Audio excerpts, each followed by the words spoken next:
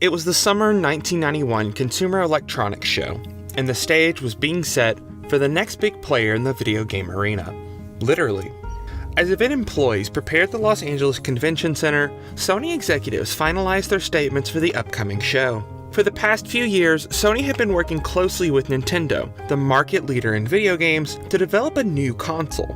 Sony, an ever-expanding company, was looking to dip their toes into the growing video game market. Behind the doors at these two companies, a joint venture was made that incorporated Sony's CD technology with Nintendo's video game know-how to create the ultimate gaming system of its era, the PlayStation. On June 2nd, Sony announced their partnership to the world. It was a huge step for the company into the wild, wild west of gaming. But with Nintendo by their side, it seemed like an easy investment for the electronics giant. The following day, Sony executives found their seats within the audience at CES as Nintendo came on stage for their own presentation. Unlike Sony's announcement the day before, however, Nintendo didn't tell the world they were working with Sony. Instead, they announced a partnership with Sony's rival Philips, sending shockwaves across the gaming world. For any other company, the public embarrassment handed down by Nintendo would be enough to dissuade them from ever entering the gaming market. But for Sony and the PlayStation, this was only the beginning. Everything has a story. This is the story of the PlayStation. In this series, we'll be taking a deep dive into the creation of the PlayStation console, starting with Sony's origins, following them through to the end of the original PlayStation's lifespan in the early 21st century. We'll be detailing the various people who helped create the PlayStation, and those who helped make it a household name. We'll also be looking at the various games, interesting innovations, and legacy of Sony's first home console.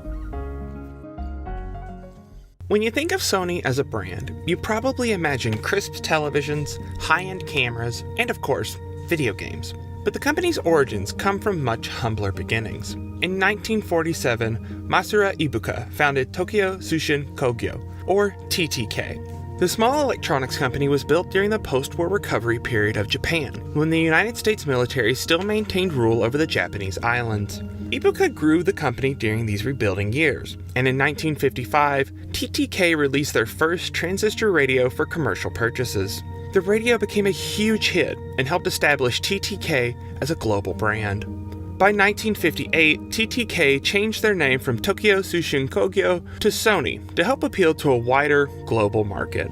Throughout the 1960s and 1970s, Sony continued to innovate in the field of electronics, with radios, televisions, and more, all bearing the Sony name.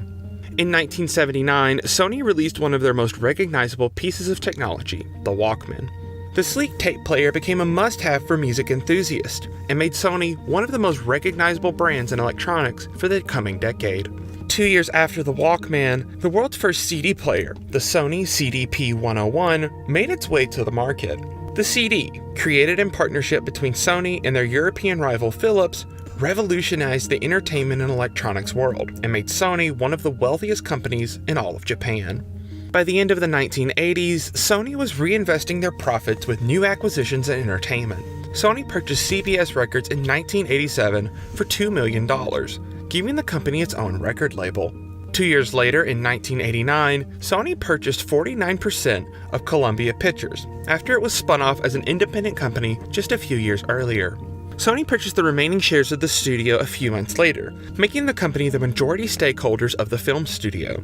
These weren't just fleeting purchases to burn money. Sony was truly investing in the entertainment market, and made it apparent in 1991. That year, CBS Records and Columbia Pictures would be renamed to Sony Music Entertainment Incorporated and Sony Pictures Incorporated, respectively. Sony's work in video games came during this time, and it was largely by accident. It was Ken Kutaragi, an engineer at Sony, that made the first move within the company. Kutaragi and his team developed a sound chip known as the SPC700 for Nintendo's upcoming Super Famicom system, helping give the system its superior sound qualities over rival game consoles. It wasn't unusual for Sony to develop different parts for other manufacturers' electronics. What was unusual was Kutaragi's efforts to keep the project a secret from his bosses at Sony. For the past few years, Kutaragi had watched his daughter play video games on Nintendo's popular Famicom, and saw great potential in the medium. Kutaragi, however, was unsuccessful in convincing his superiors at Sony of the potential video games offered. News of Kutaragi's work with Nintendo without permission was more than enough for many executives to justify terminating him. Thankfully, Kutaragi and the Super Nintendo sound chip would be spared. Norio Oga, then president of Sony, saw potential in both Kutaragi and his work in the video game market. Oga kept the project afloat and allowed Kutaragi and his team to finish the sound chip in time for the launch of the Super Famicom, putting a piece of Sony tech in every single new Nintendo home console. Before the launch of the Super Famicom, however, Nintendo and Sony were already looking to the future of video games. In 1988, the two companies started another partnership, but it would be more than just a single sound chip. Rather, Sony and Nintendo were teaming up to create a brand new game console. The details of this partnership would eventually spell doom for the deal. Nintendo's upcoming Super Famicom system would release with a single cartridge slot on the top of the system, but work on a CD-based add-on using Sony's Super Disc format continued behind the scenes after launch. Additionally, a hybrid version of the system that could play Super Famicom and Super Disc games was in development and was given the codename PlayStation. This hybrid console was the same one shown off by Sony at CES 1991. The contract, however, became more and more unfavorable for Nintendo as development progressed. Under the original contract, Sony retained all licensing rights of the Super Disc format and had complete control over the manufacturing of disc. The new system would bear Nintendo's name, but Sony reaped most of the rewards and controlled more of the process than Nintendo liked. Nintendo president Hiroshi Yamauchi, already unhappy with Sony over disagreements regarding Super Famicom sound chips, decided enough was enough. Yamauchi dispatched Minoru Arakawa and Howard Lincoln of Nintendo of America to begin negotiations with Sony's chief rival Philips in hopes of securing a better deal for a CD-based console. At CES 1991, these backroom deals came to the limelight during Nintendo's press event. To many within Sony, Nintendo's betrayal had gone too far. Not only had they gone behind Sony's back to work with Philips, but Nintendo had publicly humiliated Sony amongst the Japanese business community. Talks with Nintendo, however, were ongoing. Many people at both companies held out hope that they could salvage the relationship. Work on the system continued, and many games were in development for the upcoming CD add-on.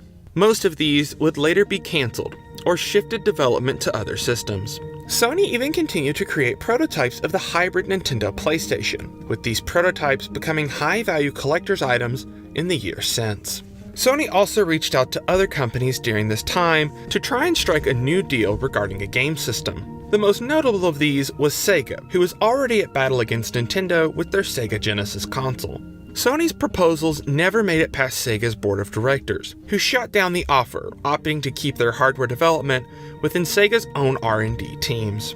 For Sony, three options were debated within the company. They could work with Nintendo, or another console manufacturer again, although for many this was unacceptable. Another option was just giving up on video games entirely. Many of the more senior and conservative executives within Sony didn't want anything to do with video games, seeing them as children's playthings and uncivilized. Nintendo's public embrace of Philips and Sega's aggressive marketing merely proved this point to many. The final option was the riskiest. Rather than work with an already established company, Sony would go it alone and make the PlayStation its own system, as opposed to a CD add-on. By May of 1992, nearly a year after Sony unveiled their prototype PlayStation, the decision within the company had been made.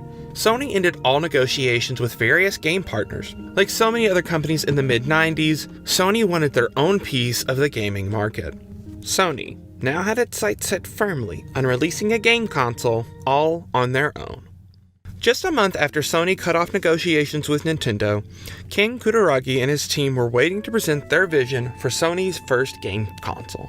Unlike past versions of the PlayStation that featured a cartridge slot for Super Famicom games, this new model would be completely CD-based and utilize Sony's own CD-based technology. Kutaragi, in the hopes of differentiating his new version of the console from previous models, dubbed the system the PSX, or PlayStation X. Sony was going full steam ahead with video games, but opposition still remained within the company. To alleviate the pressure of office politics, Kutaragi and a small team were transferred to Sony Music, a subsidiary within Sony. Thanks to Sony Music's experience developing and manufacturing CDs, Kutaragi and his team felt right at home developing the PlayStation. Sony's R&D teams had plenty to work with when crafting the PlayStation, but unlike other console manufacturers like Sega and Nintendo, Sony didn't have any teams dedicated to video game software development. Instead of starting completely from scratch, Sony invested into the games industry to secure new titles for their upcoming console. In 1992, Sony purchased Lemmings creator Psygnosis for $48 million. Sony further invested into the UK-based studio, helping the developer grow to over 500 employees within a few years. Sony also reached out to various third-party developers to design and port games to the PlayStation starting in mid-1993. Over 250 developers pledged to support the system before it was even released. Notably, major arcade cabinet producers like Namco came on board for the PlayStation. At the time, Namco and Sega were locked into their own rivalry in the arcade scene. Namco's support of the PlayStation served as an early blow to Sega's upcoming Saturn system. As 1993 came to a close, Sony wanted to make it clear to all the other major companies of the gaming world that they meant business. On October 27, 1993, Sony officially announced the PlayStation X. The X would ultimately be dropped from the final name of the system, although some marketing materials still used the title. The PlayStation was planned to launch next year, and Sony was eager to showcase their dedication to gaming. Less than a month after announcing their new system, Sony created a new subsidiary called Sony Computer Entertainment, or SCE. This new subsidiary was formed from various parts of Sony and Sony Music to consolidate all of their work in video games under a single division. Sony executive Olaf Olofsson, a longtime champion of gaming within the company, became the first president and CEO of SCE. Part of Sony's original sales pitch to push game developers into developing for the PlayStation was the ease and freedom that developing for the system would offer. The downside is that the PlayStation used a very expensive development kit based on Sony's line of News computer workstations. This came to an end at CES 1994. Developers from Psygnosis asked SN Systems, a UK-based development studio, to design a simple and more cost-effective workstation. SN Systems developed a PC-based development kit for the PlayStation and won over Sony executives during a presentation at the event. Sony abandoned their own internal development kits in favor of SN Systems and ordered over 600 development kits at CES alone. SN Systems and Sony continued to work together on future consoles like the PlayStation 2. Partnership proved so successful that Sony purchased SN Systems in 2005, and they continued to develop software for the PlayStation line of consoles. Lines wrap around Japanese stores on the chilly morning of December 3rd, 1994. After years of delays, broken business promises, and internal company strife, gamers across Japan were finally able to get their hands on the new PlayStation console. The new system was priced at 39,800 yen in the region and launched alongside 8 different games. The most notable of these releases was a near-perfect port of Namco's arcade hit Ridge Racer. The hype surrounding Sony's entry into the console market was quickly proven right, as over 100,000 PlayStations were sold on day one of release. By the end of the month, Japanese retailers had sold over 300,000 consoles. The PlayStation's launch in Japan was successful, but it didn't make Sony the market leader overnight. In fact, the PlayStation's successful launch fell in the shadow of Sega's own new console, the Sega Saturn. The Saturn launched just a few weeks before the PlayStation in the region on November 22nd. A near-perfect arcade port of Sega's Virtua Fighter made the system a must-have. During the 6 weeks following the Saturn's launch, Sega stated that they sold over 500,000 Sega Saturns in the region, giving them an early lead in the 5th generation of consoles. Still, Sony was doing well in their home country, despite being the new kid on the block. As 1994 came to a close, Sony shifted their gaze across the Pacific to the golden goose of the gaming market, North America. But they weren't alone. Sega had already announced plans to release the Saturn in North America sometime in 1995, and Nintendo was teasing a new system, one more powerful than Sony's 32-bit PlayStation. If Sony wanted to stand any chance against Sega's Saturn or any of the other major systems about to be released, they would have to give it their all.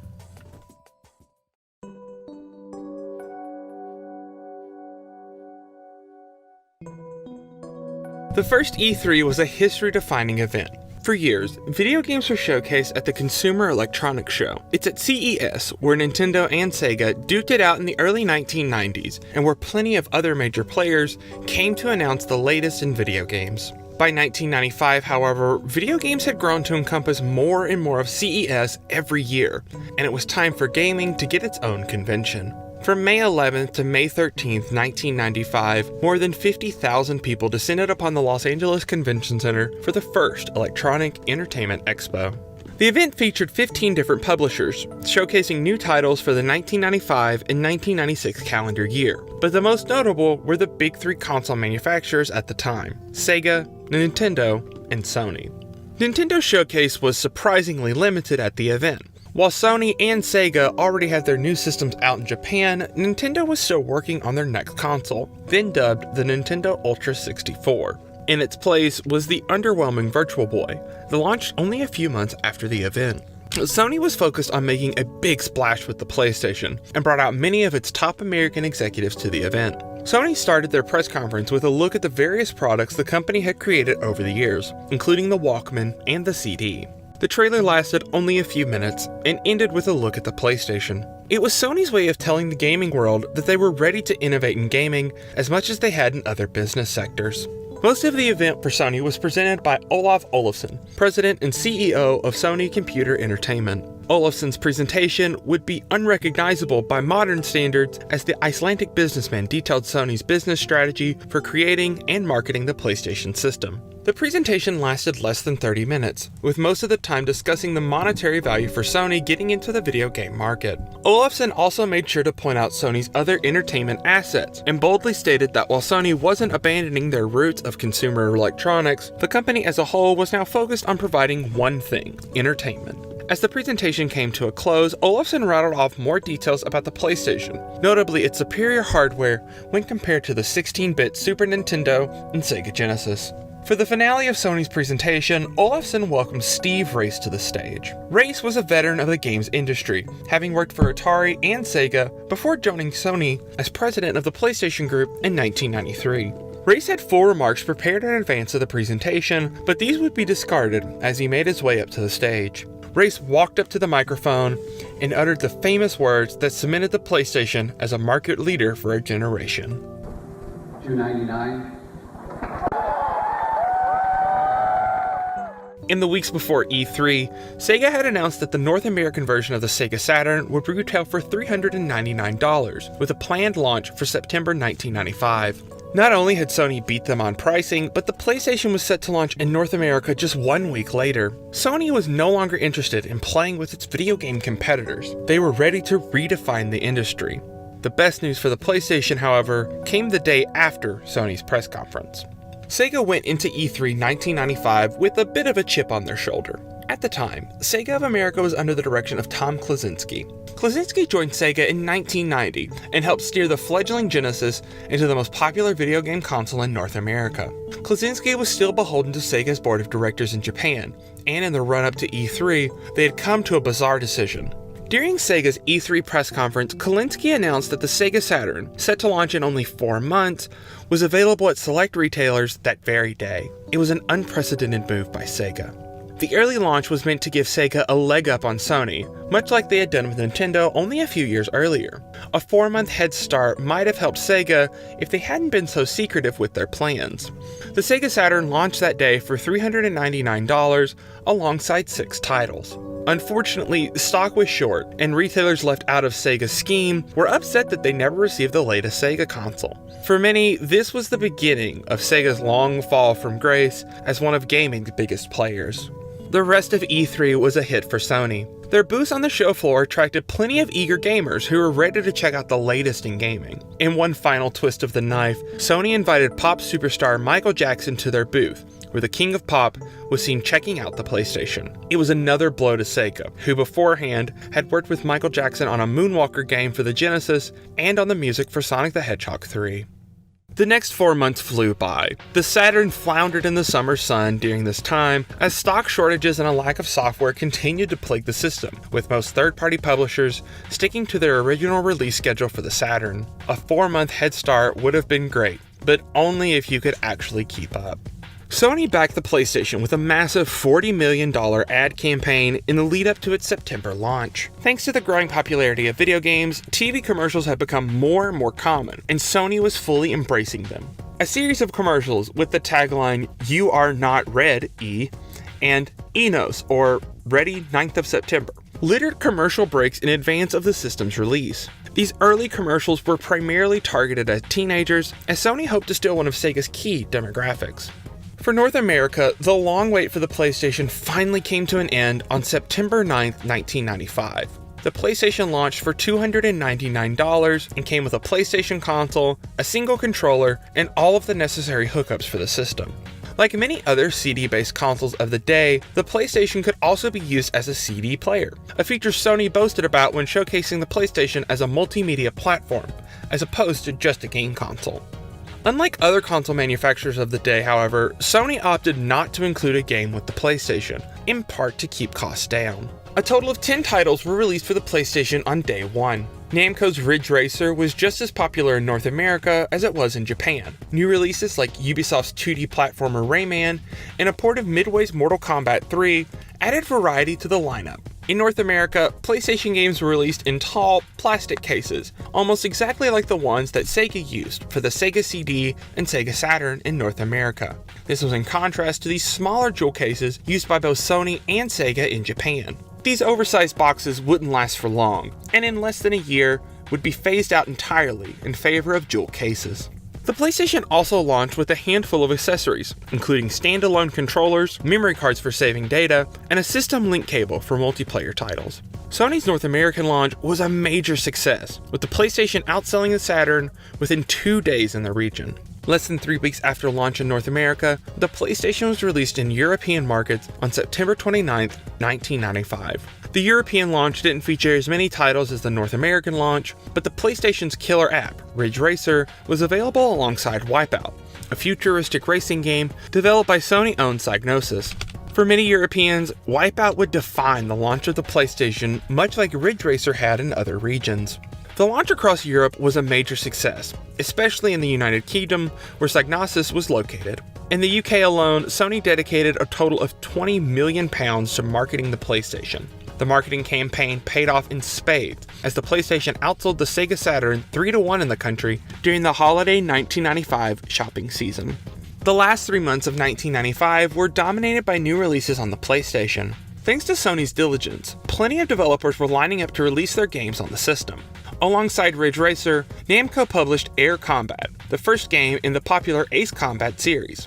Namco followed up their racing and aerial combat games with a port of their 1994 fighting game, Tekken, in November. The 3D fighter was an immediate success on the system, with many drawing comparisons to Sega's own Virtua Fighter series. Sony Computer Entertainment was also publishing some early hits on the console. Twisted Metal and Jumping Flash both made their North American debut in November, with other regions receiving the game at different times. Twisted Metal became a smash hit for Sony and the PlayStation, with multiple sequels appearing on the system and its successor, the PlayStation 2. Jumping Flash, a first-person platformer co-developed by Ultra and Exact, was one of the earliest 3D platformers and came out over a year before the industry-changing Super Mario 64. Other notable games to come out during these months were Warhawk, a military shooter published by Sony, and a port of Micropose's XCOM UFO Defense. The final region to receive the PlayStation did so on November 15, 1995, when it was released in Australia. With the land down under finally getting their hands on Sony's great console, the rollout of the PlayStation was complete. In less than a year, the PlayStation made its way onto store shelves in almost every major region in the world. But the year ahead wouldn't be a cakewalk, as Sony's former business partner Nintendo prepared the world for their next system. Going into 1996, gaming was transitioning from 2D to 3D games, and the biggest name in gaming, Nintendo, was about to throw their hat in the ring. The PlayStation, however, was only getting more and more popular. In March of 1996, the first killer app for the PlayStation hit store shelves, Resident Evil. Developed by Capcom and directed by Shinji Mikami, Resident Evil offered a drastically different form of gameplay compared to its contemporaries. Rather than focusing on killing enemies or achieving high scores, Resident Evil focused on survival. Combined with horror elements like zombies, mutants, and a spooky mansion, Resident Evil helped pioneer the survival horror genre of the mid-1990s, alongside titles like Alone in the Dark and later PlayStation releases like Silent Hill. Resident Evil quickly became the best-selling game on the PlayStation. Alongside various re-releases on the system, Resident Evil sold more than 5 million copies worldwide and established the new horror series as a juggernaut in gaming. E3 1996 followed in May of that year. Sony's focus was on their software lineup, with the company showcasing multiple new titles aimed for release on the PlayStation by the end of the year. The most notable announcement for the PlayStation during the show regarded the ongoing price wars with Sega. On the first day of E3 1996, Sega announced that the Saturn would see a price cut and received a new MSRP of $199. Sega had already cut the price of the Saturn down to $300 in October of 1995, but in their desperate attempt to salvage the system, Sega was taking an even bigger loss on their hardware. Sony responded by lowering the price of the PlayStation to $199 as well, although Sony lost less on each PlayStation than Sega did for each Saturn they manufactured, due to lower manufacturing cost. Like Sega and Sony, Nintendo announced that the Nintendo 64, once suggested to sell for $250, would launch at the same price as its competitors, $199 US. The second half of 1996 was highlighted by multiple notable games. Psygnosis became one of PlayStation's premier developers during this time, with 7 different games hitting the PlayStation in 1996. Among these releases was a 3D version of Psygnosis' popular Lemmings game called Lemmings 3D, and a sequel to Wipeout called Wipeout 2097. Sequels to popular games like Tekken and Twisted Metal quickly made their way onto the PlayStation. Tekken 2 was released in August and was more popular than the original release, selling over 5 million copies on the system. Twisted Metal 2 was directed by David Jaffe, who would later go on to create the God of War series, and became the best-selling game in the series with over 1.5 million copies sold. In November, North America received the first in Atlus's Persona series, Revelations Persona. Not all games released for the PlayStation during this time were good, however. One of the most infamous PlayStation releases of late 1996 was the critically panned Bubsy 3D, published by Accolade. The game is cited by many as one of the worst video games ever released. In November of 1996, the PlayStation received a new game called Tomb Raider, and its popularity would quickly eclipse the other titles on Sony's platform. Developed by Core Design and published by Eidos Interactive, Tomb Raider didn't make a huge impression on the gaming community until demos of the game were showcased at E3 1996. The game's stunning graphics and fun gameplay were enough to get people interested, but it was Tomb Raider's leading lady that caught most players' eyes. At the time, female protagonists in video games were few and far between. Outside of helmeted heroes like Metroid Samus Aran, or the pink bow sporting palette swap called Miss Pac-Man, the biggest female characters in gaming were your typical damsels in distress.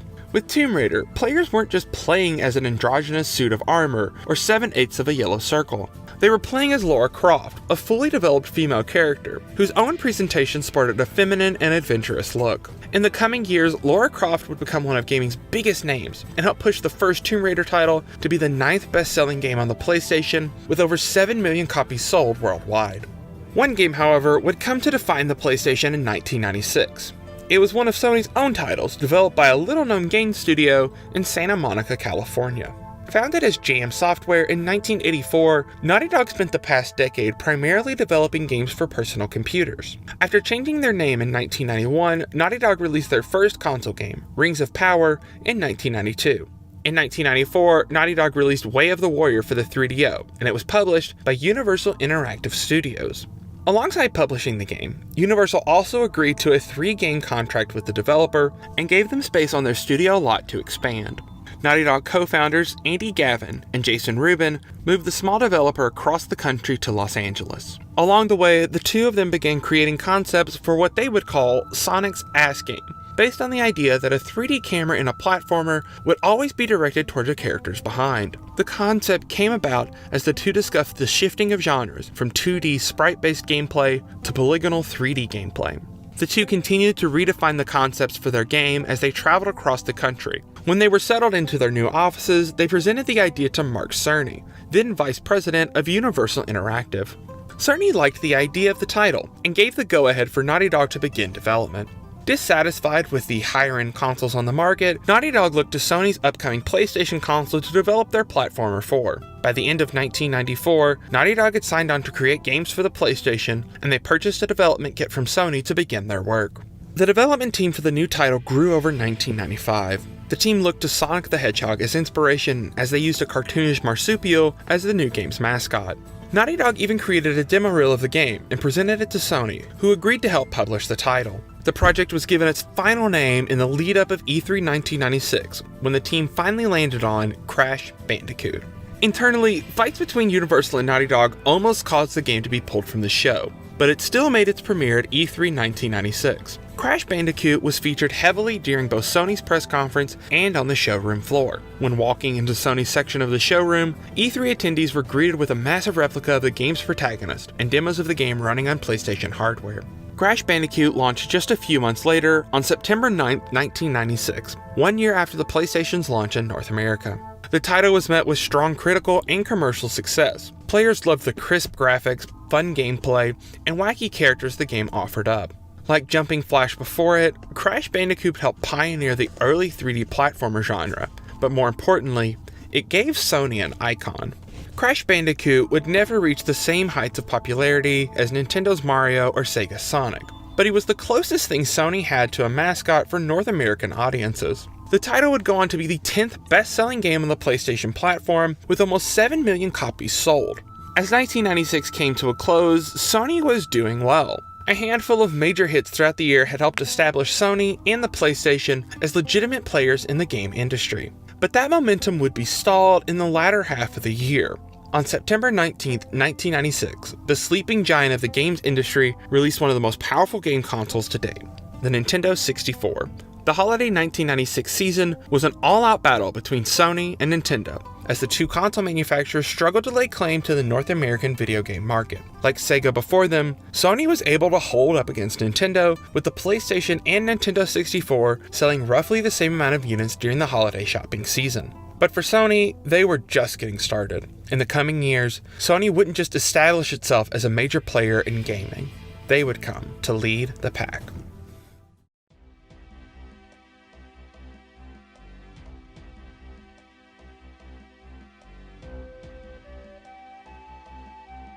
The launch of the Nintendo 64 in the second half of 1996 quickly leveled the playing field in the console arms race. With the system launching between 12 and 18 months after the PlayStation in various regions, the PlayStation had already begun to amass a killer library of titles.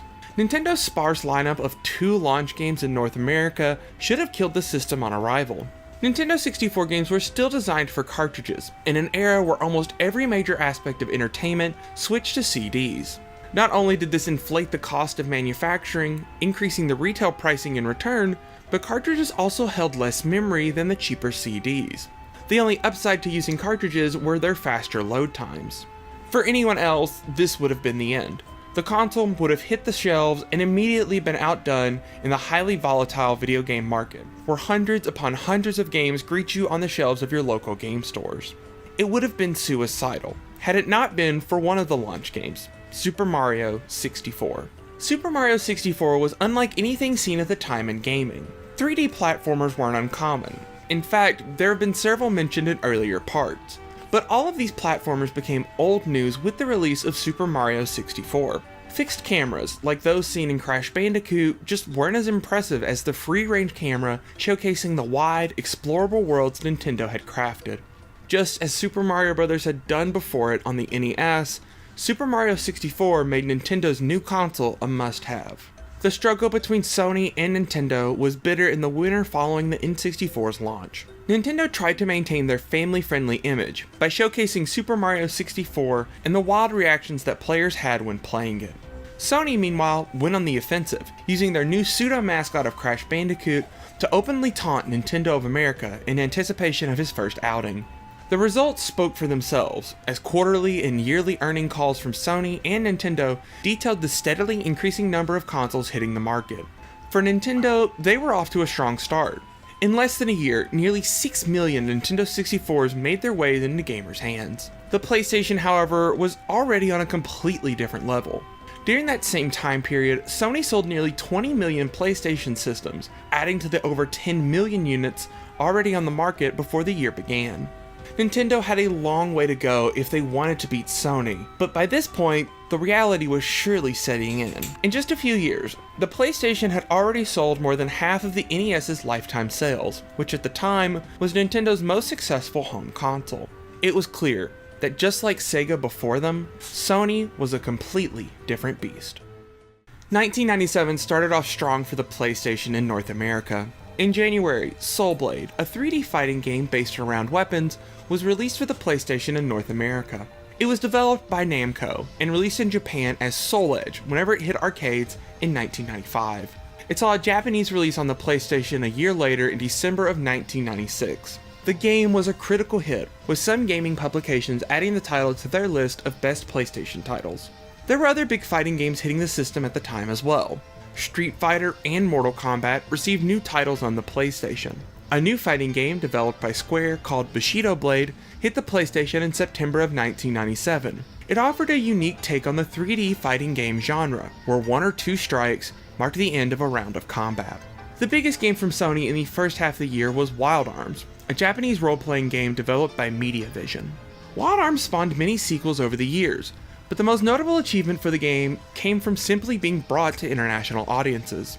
Before the release of Wild Arms, Sony had steered clear of publishing any RPGs outside of Japan due to the genre's lack of popularity outside of the region. With Wild Arms opening the way, countless other RPGs would call the PlayStation home and make the genre a worldwide hit. The PlayStation was also home to many quality ports of games originally released for personal computers. The most impressive of these ports came from the real-time strategy genre. It's rare to see titles of this genre on consoles today, and for good reason. The layouts of controllers could be considered far too simple for the massive amount of hotkeys needed for complex titles.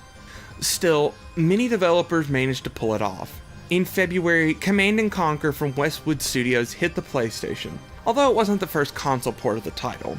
A few months earlier, a Sega Saturn version was released on the North American market. Bullfrog Games' Syndicate Wars, however, was a true PlayStation console exclusive. The PlayStation port was released in North America and Europe in July of 1997, less than a year after the original DOS release. Finally, Warcraft 2: Tides of Darkness was released on the PlayStation on August 31st, 1997, alongside a Sega Saturn version of the game. 1997 brought with it many things, but for the PlayStation, the most important announcement had nothing to do with video game hardware or software. In April, Sony announced that Ken Kutaragi, father of the PlayStation, would become president of Sony Computer Entertainment of America, the North American branch of Sony's game development studios. The previous president, Olaf Olafsson, had resigned earlier due to conflicts with Sony's higher-ups. Kutaragi was the 5th president of the subsidiary in under 2 years, and he had a lot to prove. The summer of 1997 played host to E3 once again, with this year's conference taking place in June at the Georgia Dome in Atlanta, Georgia. Several iconic PlayStation games made their appearance at the show. Arguably the biggest title on the show floor was Eidos' Tomb Raider 2, the hotly anticipated sequel to the 1996 runaway hit. Not only did Eidos feature a large booth with sizzle reels and demos of their upcoming release, but they even hired a Lara Croft lookalike to chat with convention attendees and to snap pictures with them. The sequel didn't exactly hit the same heights as the original, but the hype surrounding the game helped lead it to selling almost 7 million copies worldwide, and being one of the best-selling games of 1997. There were other major PlayStation games, like Metal Gear Solid, that made a splash at the show.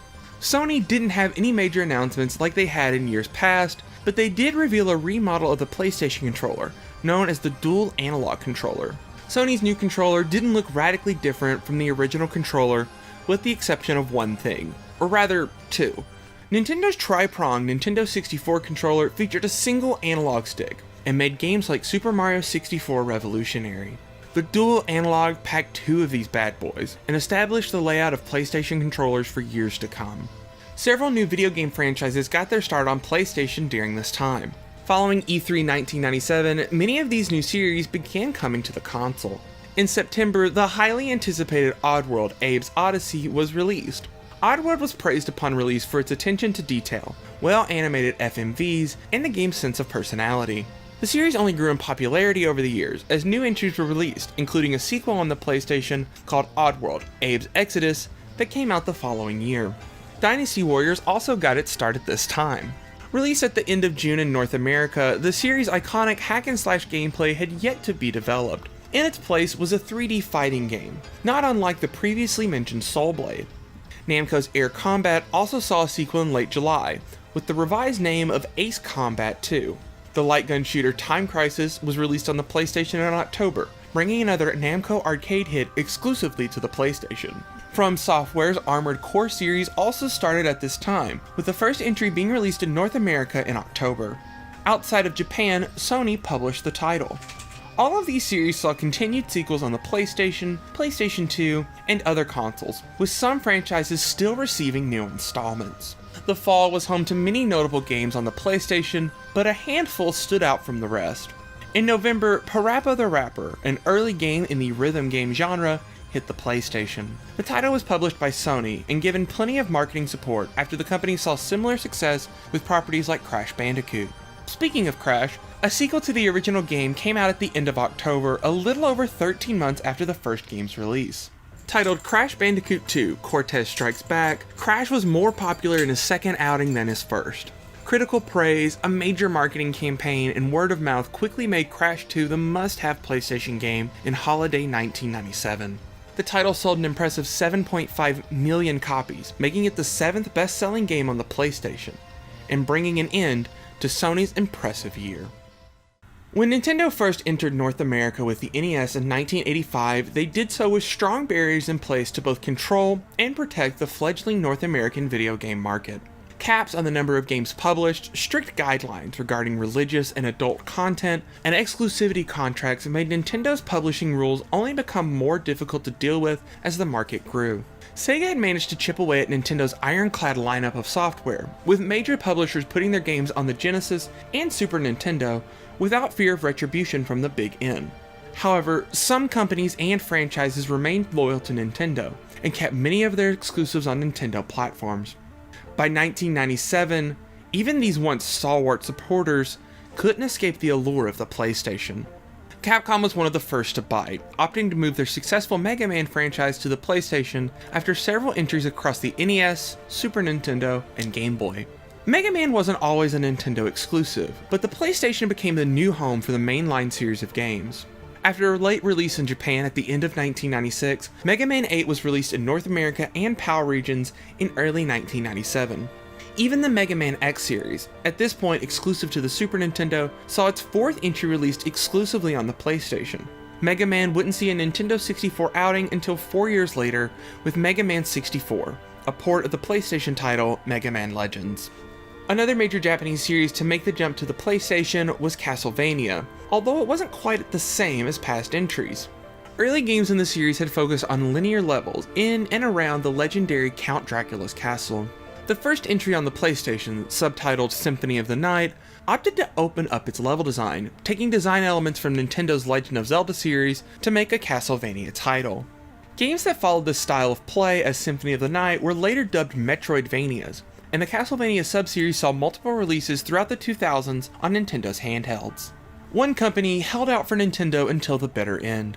Starting with the release of Final Fantasy on the NES, Squaresoft was Nintendo's biggest ally when it came to supporting the console's library.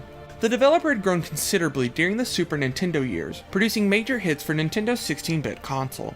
At first, it looked like Square was going to stick with Nintendo once again. Early showcases of the Nintendo 64's graphical capabilities were made by Square, and featured lookalikes to characters from the recently released Final Fantasy VI. Internally, Square was even working on a version of Final Fantasy VII for the Super Nintendo at one point, but none of these titles would ever see a proper release.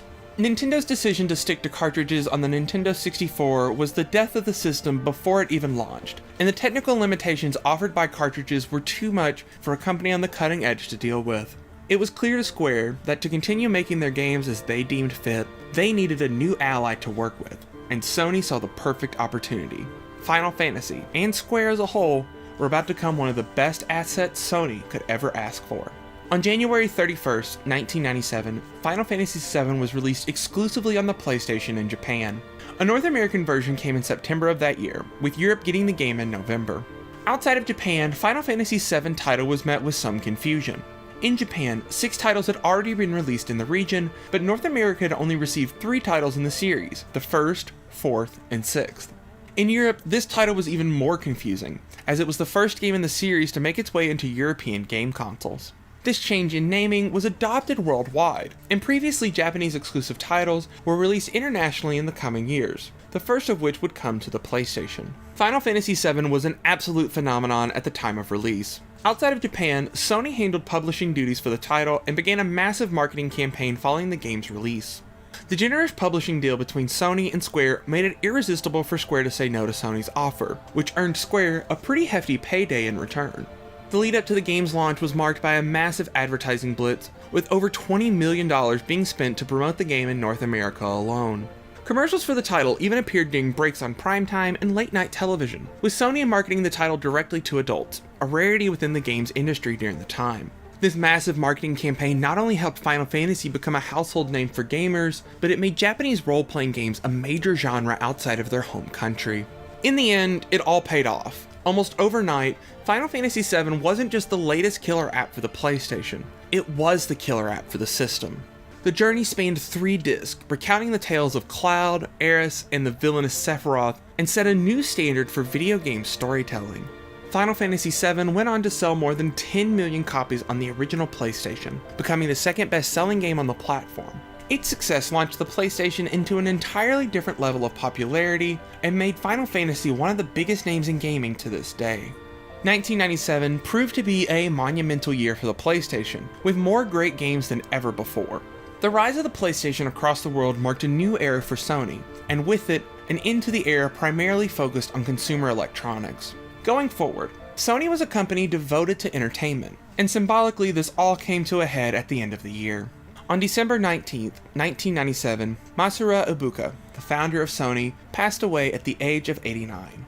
What was once a simple Japanese electronics company grew to become one of the biggest companies in both entertainment and consumer electronics, position Sony still holds to this day. In the span of 50 years, Ibuka watched his company grow to be one of the largest in Japan, and his legacy will be forever ingrained with that of Sony's.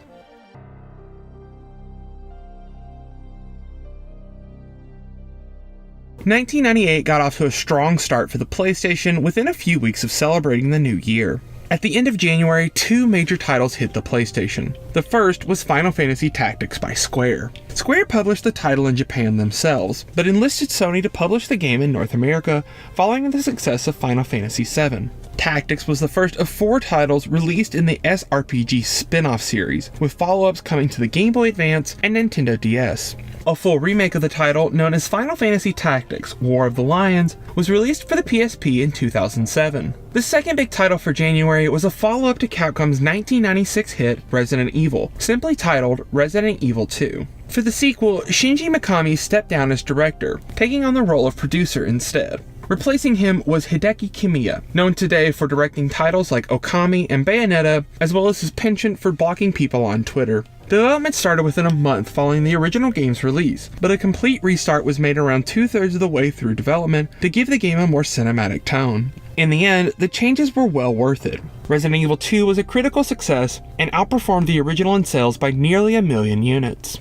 Capcom's next big release for the PlayStation came in April, when Breath of Fire 3 was released for the system at the end of the month. Previous entries in the series were released exclusively on the Super Nintendo, marking yet another series to abandon Nintendo in favor of Sony's CD-based console. On the same day in North America, Hot Shots Golf was released, developed by Camelot Software and published by Sony. Camelot, best known today for their work on the Mario Tennis and golf games, only developed the first title in the series before handing it off to Clap Hands, a second-party developer for Sony.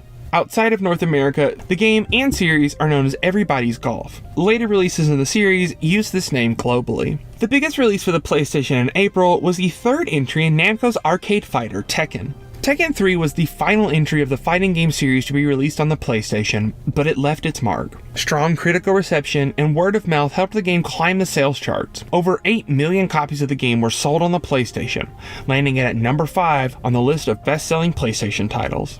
May was another major month for the PlayStation, despite there being only one major release. After hitting Japanese store shelves at the end of 1997, Gran Turismo raced its way onto the PlayStation in Europe and North America. Developed by the recently formed Polis Entertainment, Gran Turismo took over 5 years to develop for the PlayStation. Polis, at the time an internal studio within Sony, previously released Motor Tune Grand Prix 2 on the PlayStation in 1996, and built much of Gran Turismo's foundation off of that title. Gran Turismo was a major success on the PlayStation. The combination of slick graphics, fun gameplay, the near universal appeal of racing cars, and the recent release of the dual analog controller helped push Gran Turismo past Final Fantasy VII to become the best-selling game on the PlayStation, with over 10 million copies sold worldwide. As June rolled around, the 4th annual E3 was held once again in Atlanta, Georgia. Sony had a major presence at the conference, spending big bucks to market the recently released Gran Turismo. Sony even brought on the popular rock band, the Foo Fighters, to perform at the party held on the final night of the event. Sony was big news, and they were making sure everyone knew. But a little console, poking its head up among the crowd, would offer PlayStation the threat it needed to continue investing in the future of gaming. Like so many times before, the next generation of gaming was right around the corner, and Sega was chomping at the bit to have their new console snuff out any hope Sony had at keeping its place as the top console maker. The rest of summer for the PlayStation was highlighted by new releases and ports of popular PC titles. In June, Grand Theft Auto hit the PlayStation in North America, setting the series up for its explosion in popularity just a few years later. The end of August saw 2 other notable releases for the PlayStation. Mega Man Legends, the first 3D game in the series, and Tenchu, Stealth Assassins, a first-person stealth title, made their way to North America and Europe. Japan received both of these titles in 1997 and March 1998 respectively. Just a few days later, on September 9th, the PlayStation celebrated the 3rd anniversary of its North American launch, and with it, 2 major game releases.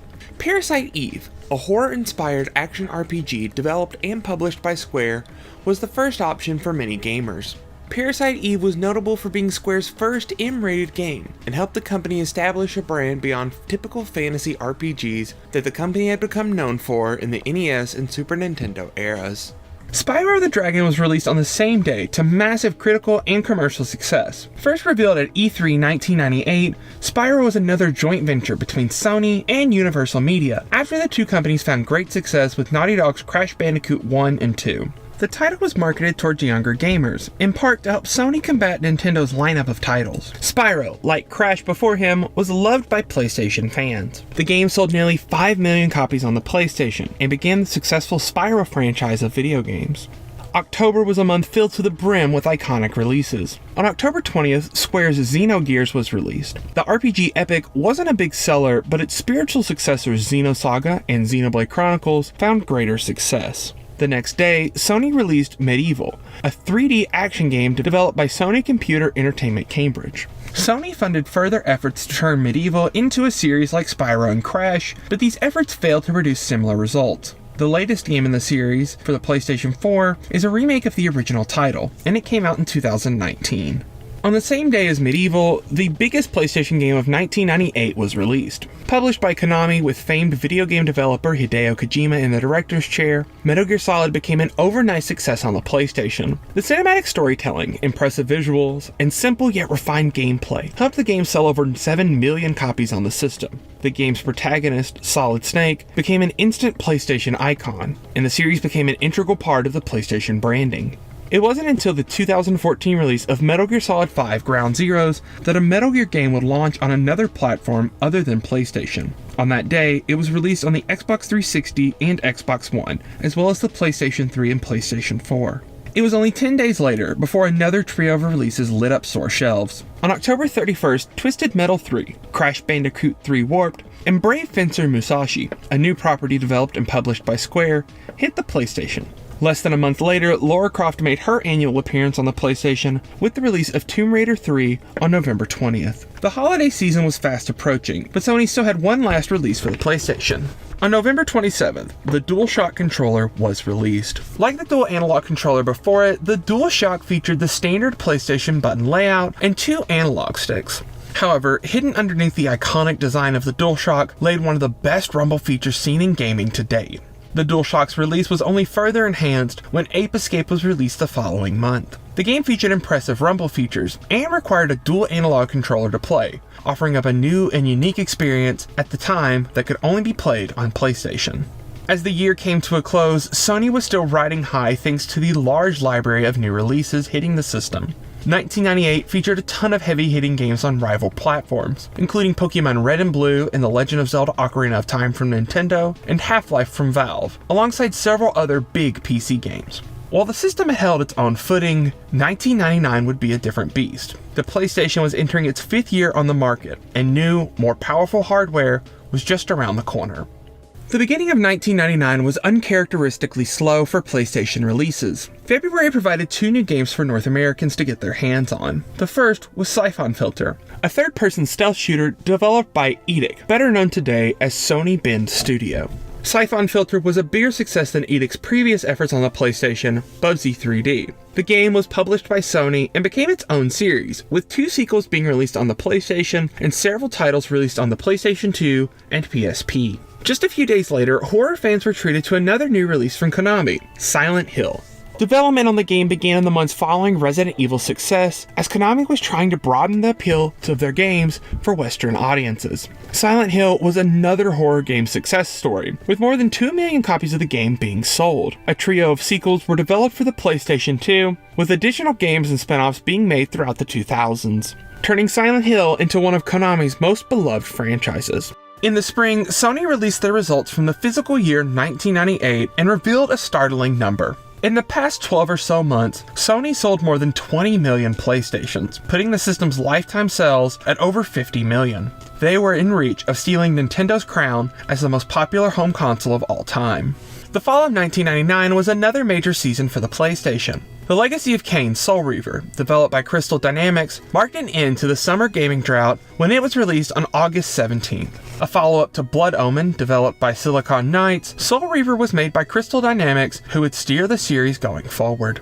On the same day, Jammer Lammy was released. The game was a spin-off of the popular Parappa the Rapper title and focused on rhythm guitar playing as opposed to rapping. At the end of the month, Capcom's Dino Crisis hit the system and was another hit for the Japanese publisher. The title was developed primarily by the same team who made the original Resident Evil, with Shinji Mikami serving as both director and producer for the game. Although comparisons to Capcom's Resident Evil ran rampant, the game still sold more than 2 million copies, becoming one of the best-selling horror games on the platform. September 9th had slowly grown into a significant day for the PlayStation in North America, after launching the system on that day in 1995 and releasing major PlayStation hits in 1996 and 1998 with Crash and Spyro.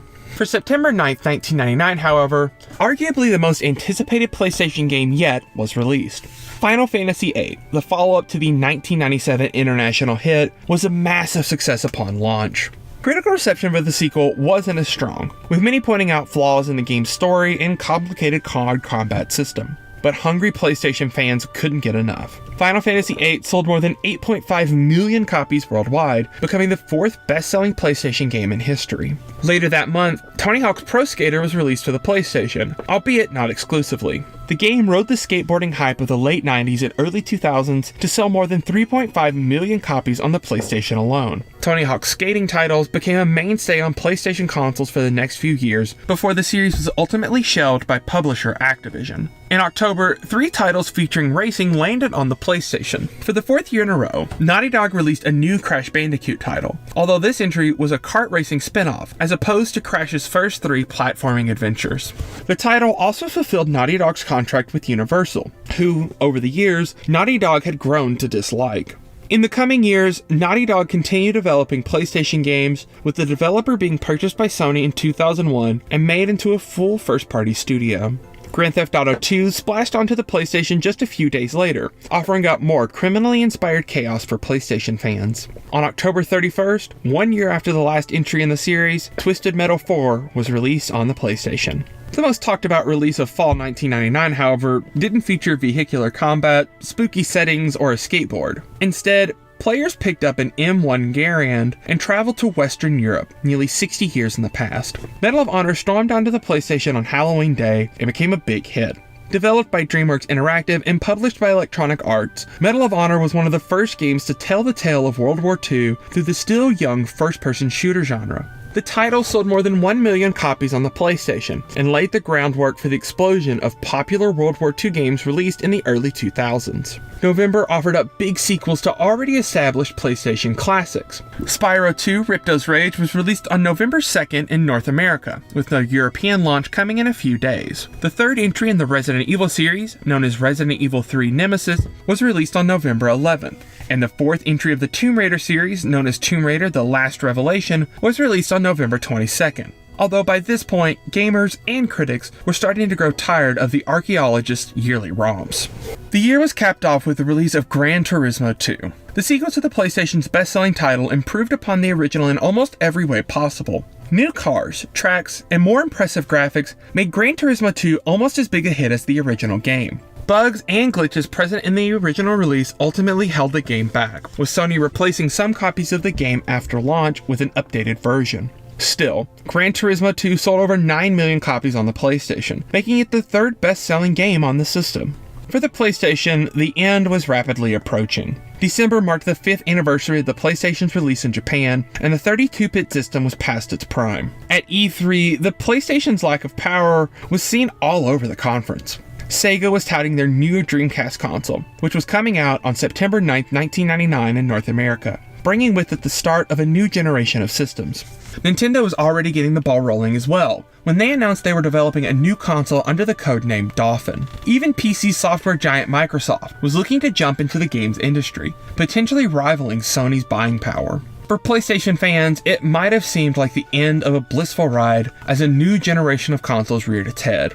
But tucked within Sony's E3 booth was something that left hope. It wasn't exactly the announcement of a new system. Instead, Sony was simply showcasing emulated software of what their next console could produce. With an intended release date of October 2000 in North America, the days of the original PlayStation were numbered. Like so many systems before it, the PlayStation would soon be replaced by a new, more powerful system, and new titles for the system would dry up as developers moved to new hardware. It was the beginning of the end for Sony's first console.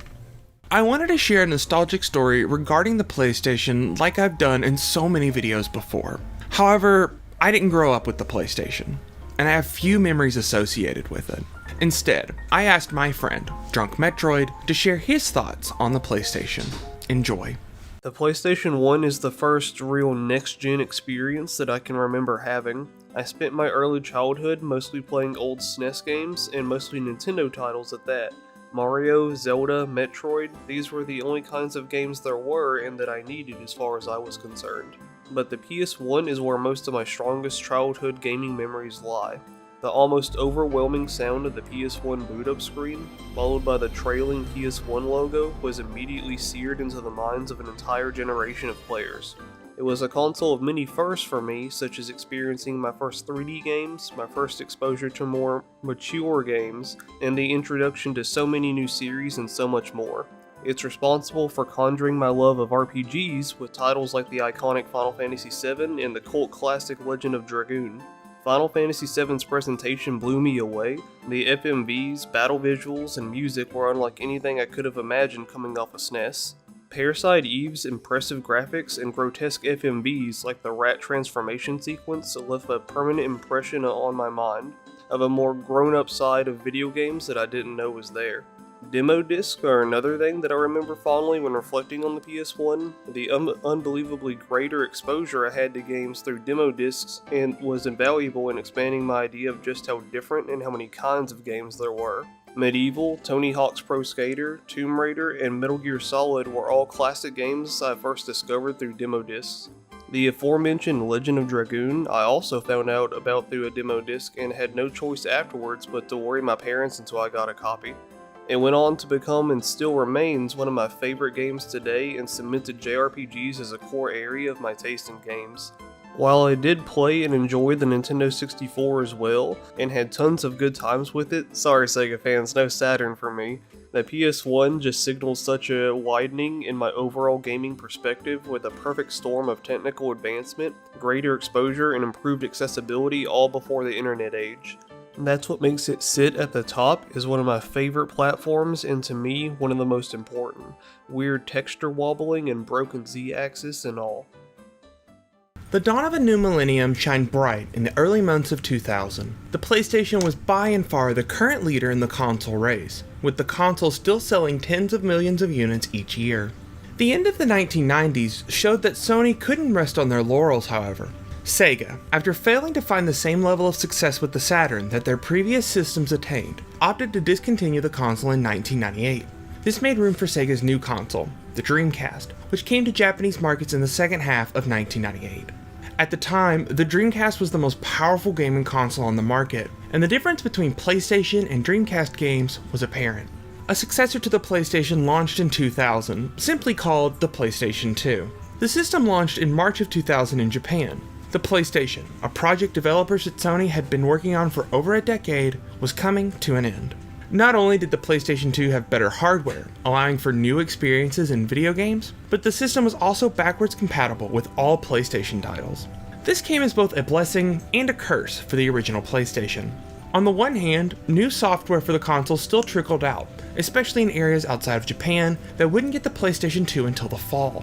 On the other hand, the PlayStation was now firmly seen as a budget console. All of the features that made the PlayStation the premier gaming and multimedia device of the 1990s were simply incorporated into the PlayStation 2. Additionally, the PlayStation 2 served as a Trojan horse for Sony's other big foray into entertainment at the time. Every PlayStation 2 was made with a built-in DVD player, giving consumers a single, affordable system to play all of their movies, music, and PlayStation games.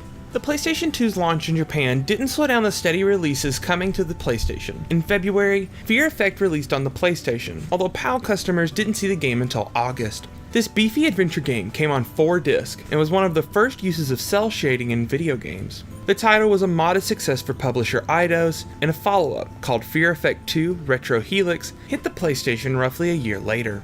March was dominated by sequels to already established PlayStation hits. Ace Combat 3 Electrosphere, Siphon Filter 2, Hot Shots Golf 2, and Armored Core Master of the Arena were all released in North America. Front Mission 3, a tactical role-playing game from Square, was also released in North America following its launch in Japan the year before. Despite the 3 in the name, however, it was the first game in the Front Mission series to see release outside of Japan. June marked another E3, but unlike every E3 Sony had attended in the past, the PlayStation wasn't front and center. The PlayStation 2 was on full display at the event, with demo lines stretching far and wide to play the upcoming releases for Sony's second system. Metal Gear Solid 2, a full sequel to the PlayStation original, was the talk of the show, with Konami showing off a demo of the game's opening level on repeat at the front of their booth.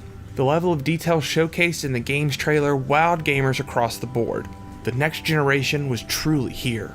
Sega was also showing off its biggest titles for the Dreamcast, and struggling to maintain relevance. Microsoft came to the show as well, showcasing their chrome-plated Xbox for the world to see. In a little over a year, Sega would leave the console market and Microsoft would enter it, setting up the 6th generation of consoles to be a 3-way bout between Sony, Nintendo, and Microsoft. The rest of the summer was fairly quiet for the PlayStation. Just a few days after E3, The Legend of Dragoon was released on the PlayStation. Developed by Japan Studio and published by Sony, it served as Sony's attempt to cash in on the growing market of Japanese role-playing games. Unfortunately, the title was only a mild success for Sony, and it failed to be turned into a series on future PlayStation consoles. In July, Capcom ported Strider 2 to the PlayStation, following its release in arcades in late 1999. The biggest release of the summer was a revised model of the PlayStation, dubbed the PS1. This remodel hit Japanese store shelves on July 7, 2000. It wasn't the first time Sony had redesigned the PlayStation, as new models of the console began rolling out in 1996 that removed certain ports on the back of the console. The PS1, however, was more akin to a slim model. It featured a smaller size and came bundled with a single DualShock controller. A small 5-inch LCD screen was released for the system, and special adapters to power the system through a car's cigarette lighter were also released. The PS1 was released in North America and Europe in September, and helped propel the PlayStation to further popularity in the later years of its life. The PS1 alone sold nearly 30 million units, or over 25% of all PlayStation 1 consoles. August signaled the end of the summer gaming drought and brought with it a host of unique titles for players to play. Square released yet another JRPG with Chrono Cross, a follow-up to their Super Nintendo masterpiece. While being released in Japan a year earlier, those in Europe and PAL territories got the worst of it. The game would never be released on the original PlayStation. At the end of the month, Capcom released Resident Evil Survivor for the PlayStation. A spin-off for the franchise, Survivor was developed by Toze and ditched the survival horror elements of previous titles in favor of first-person shooting using a light gun. Survivor kept up the trend of annual releases for the series, but it wasn't met with glowing reviews. The biggest failure of the title came from the game's lack of compatibility with light guns in the North American version of the game. September and October were somewhat lighter on releases. This was due in part to the PlayStation 2 launching in North America on October 26, with PAL territories getting the system a month later in November. September's biggest game release was Dino Crisis 2, a sequel to Capcom's dinosaur horror title. Medal of Honor Underground hit the PlayStation in October, following up the previous year's surprise hit. October also featured the third and final entry of the Spyro series on the PlayStation, with Spyro Year of the Dragon. Much like Naughty Dog before them, Insomniac Games completed their contract with Universal Games following Year of the Dragon, and the developer shifted its focus to a new franchise on the PlayStation 2. Thankfully for PlayStation fans, November looked like any other holiday for the system, despite the newer PS2 being available. Crash Bash, a party game spin-off featuring Sony's pseudo mascot, hit the system, but was met with harsh reviews. Lara Croft made her annual appearance with the 5th entry of the Tomb Raider series called Tomb Raider Chronicles. This entry, however, marked a stark change from the last 3. A week after coming out on the PlayStation, Lara Croft's latest adventure was also released on the Dreamcast. Neither game compared to the biggest release of the month, and arguably the biggest PlayStation release of the year. On November 13th, Final Fantasy IX came out on the PlayStation and was a smash hit. While sales for the third mainline entry on the PlayStation were lower than the previous two, Final Fantasy IX was a blockbuster release, selling over 5 million copies and receiving strong reviews from critics. The last notable release in North America came on December 11th with Persona 2 Eternal Punishment. The title sold poorly, in part to being the second part of a 2-part sequel. The first part, Persona 2 Innocent Sin, was only released in Japan and wouldn't make its way over to the States until the remake on the PSP. Eternal Punishment served as the final entry of the series for the PlayStation, and a follow-up, Persona 3, wouldn't come out until 2006. By 2001, new releases on the PlayStation were few and far between, with many of the biggest releases being multi-platform titles with superior versions on new generations of consoles. The first half of the year was largely barren, with the most notable release in North America being Mega Man X5 in January. The fall was slightly kinder to the console. At the end of October, the biggest PlayStation game in Japan finally made its way west. Dragon Quest VII was released on the PlayStation over a year ago in the Far East and sold incredibly well following the series' brief hiatus. Spurred by the popularity of Japanese role-playing games in North America, Enix released Dragon Quest VII as Dragon Warrior 7 in the region. Past entries in the series had failed to see the same level of success in North America as they had in their home country, and 7 was no different. Despite selling nearly 4 million copies in Japan, the North American release only managed to push around 200,000 units. Future releases in the series would drop the Dragon Warrior name entirely, opting to use Dragon Quest worldwide, beginning with the 8th entry of the series on the PlayStation 2. Twisted Metal Small Brawl, a spin-off developed by Incognito Entertainment, was released in November. The title didn't receive as much attention, unfortunately, due to the PlayStation 2 entry of the series, Twisted Metal Black, coming out months before it. Another Sony-published title was Siphon Filter 3, the final entry of the series to be released on the PlayStation when it came out on November 30th. In early December, Mega Man X6 was released, marking an end to the Blue Bombers run on the original PlayStation. The most popular game of 2001, however, didn't feature stealth shooting, fantasy battles, or futuristic cityscapes to explore. It took place at a small school called Hogwarts and featured the witches and wizards of the year's biggest film. Harry Potter and the Sorcerer's Stone, or Philosopher's Stone for those outside of America, was a massive hit in theaters, and the PlayStation game based on the movie was just as big. Developed by Argonaut Games, best known for their work on the first Star Fox game and the Croc series of platformers, Sorcerer's Stone was met with mixed reviews. Praise was given to the game's direction and recreation of the iconic Hogwarts campus, but most reviews pointed out one major flaw. The game was just too outdated to be a modern hit. The popularity of the Harry Potter franchise, however, was still more than enough to make it a commercial hit. Despite being released so late during the PlayStation's life, it sold 8 million copies on the console alone, making it the 6th best-selling game on the PlayStation. After 2001, new releases for the original PlayStation dried up to only feature the basics. Licensed games, annual sports titles, and ports of PC and other console games dotted their release charts. The biggest release of 2002 for the system was Tony Hawk's Pro Skater 4, the final entry of the skateboard series to appear on the PlayStation.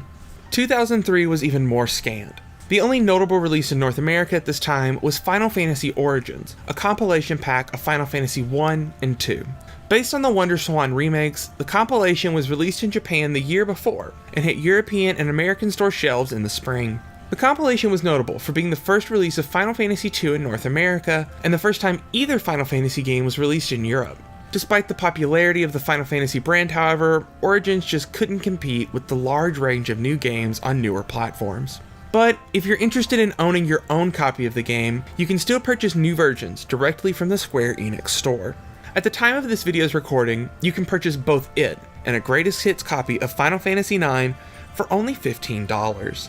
By 2004, the PlayStation was barely even a blip on the release calendar. Only 8 PlayStation games were released that year.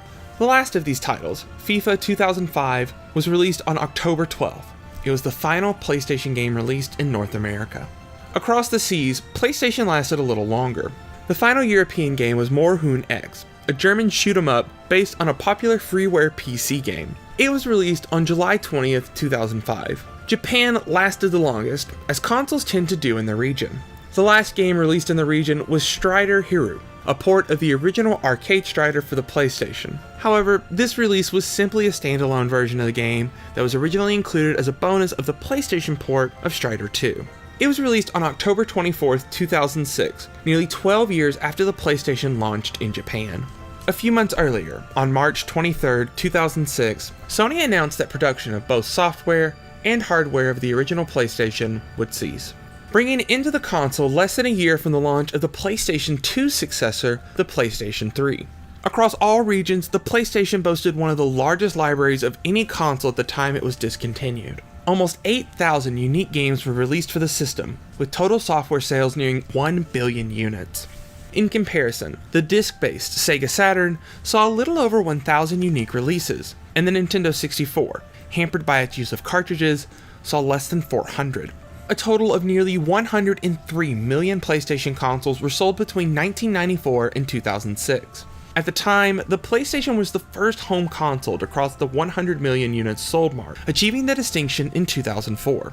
A year later, it was joined and then surpassed by the PlayStation 2. For Sony, and several other game companies who invested in the PlayStation, it was a unilateral success story. But PlayStation games wouldn't stay out of the limelight for long following the system's discontinuation. In November of 2006, Sony released the PlayStation 3 in Japan and North America. The PlayStation 3 was originally backwards compatible with both PlayStation and PlayStation 2 games, but later revisions removed the system's capabilities of playing PS2 titles. By contrast, every model of the PS3 remains backwards compatible with the original PlayStation games. If you didn't have your original PlayStation games on disc, the PS3 also had you covered. Within weeks of launching, Sony began selling titles on the PlayStation Store called PS1 Classics. These digital releases proved to be incredibly popular. New PS1 Classics were released in North America until 2016, with Japan seeing their final release all the way in 2019. For many, including myself, this became their introduction to all the PlayStation Classics. PS1 Classics weren't just limited to the PlayStation 3, however. Both the PlayStation Portable and later the PlayStation Vita were also compatible with these titles.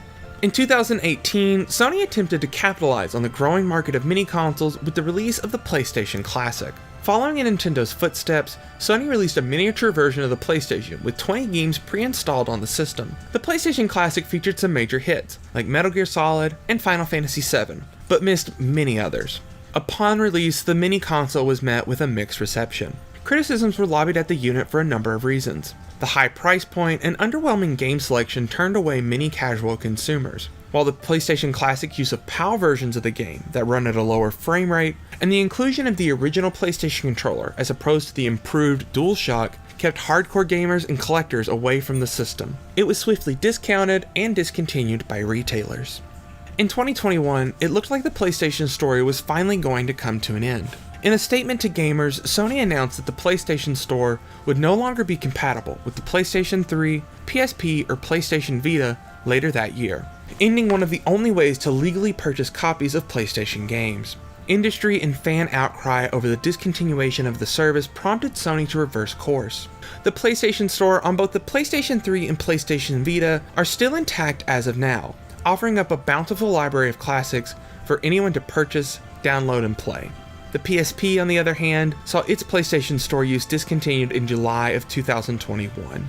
And the sad truth is that this service won't last forever, and soon, hundreds of PS1 classics will only be playable to those who already have them downloaded to their systems. For some, it might be hard to imagine a time before Sony dominated the world of video games. Outside of a brief period during the late 2000s, PlayStation consoles have been the most popular options for gamers across the globe. Whether you're playing games on your PS4 or you were lucky enough to get a PS5, you owe a lot to the little gray console. The PlayStation revolutionized the gaming industry and brought it out of the shadow of Nintendo. Sony's tactics for the PlayStation were a winning success, and the company continued its reign with the even more popular PlayStation 2. For every classic released on the Saturn or Nintendo 64, it seemed like there were at least a dozen quality PlayStation games. There were so many notable releases for the system that I couldn't even cover them all in this series. Its massive library propelled the PlayStation brand to become one of Sony's crowning achievements, and a centerpiece to their business strategy in the 21st century.